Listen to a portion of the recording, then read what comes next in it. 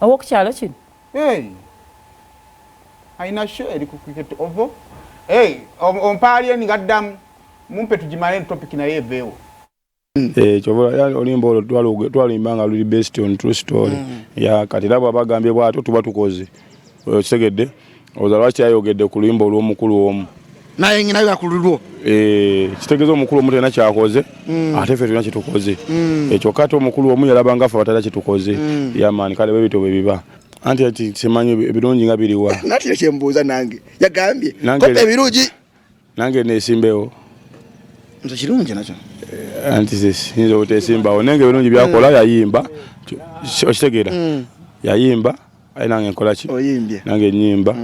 Yayisa bulungi nzoza nange neyisa bulungi. Awenzo bayisako obubi nange neneyisako obubi. Kale simanyi bulungi na bubi we buli nenga ffe tukola ekituufu tino answer etya. Answer tunoonyeemu kubeera baakabi.